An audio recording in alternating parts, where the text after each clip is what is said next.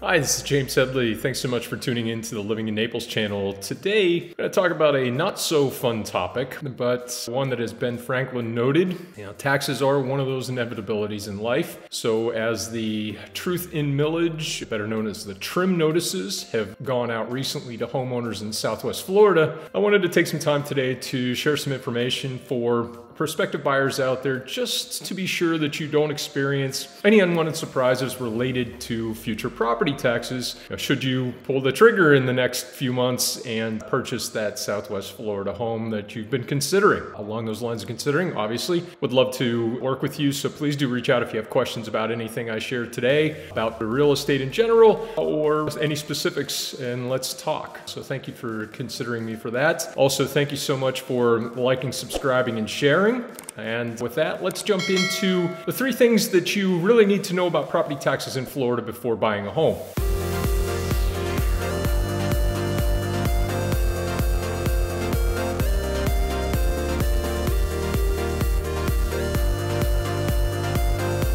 Number 1, the meteoric home price rises in 2021, up 42% in Collier County, for example, means that property taxes are going up.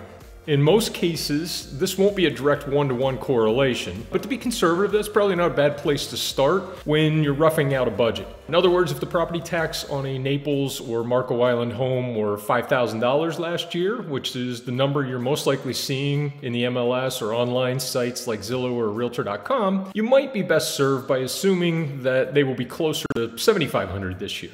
You can and should absolutely check the trim notice for the property online, or better yet, ask me to check it for you to get a more exact figure, but this is a good rough approximation to get started.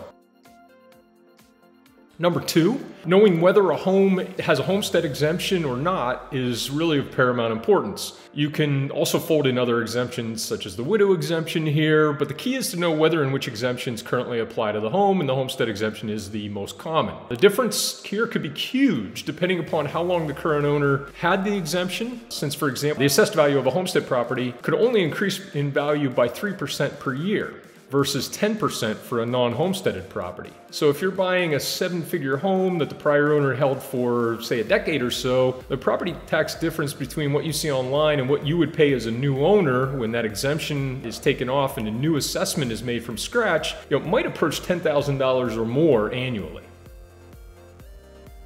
Number 3, depending upon where you buy, there may be some extra value, as it were, in that tax bill. What I mean here is the total tax bill you see may also include your waste removal, community development district or CDD master fees, water conservation district fees, and the like. Bottom line, it's important to look at the details to understand the big picture so you know just how much you'll be paying, but also what is covered versus perhaps having another bill that you'll need to budget for or not budget for. In other words, just be sure you're comparing apples to apples.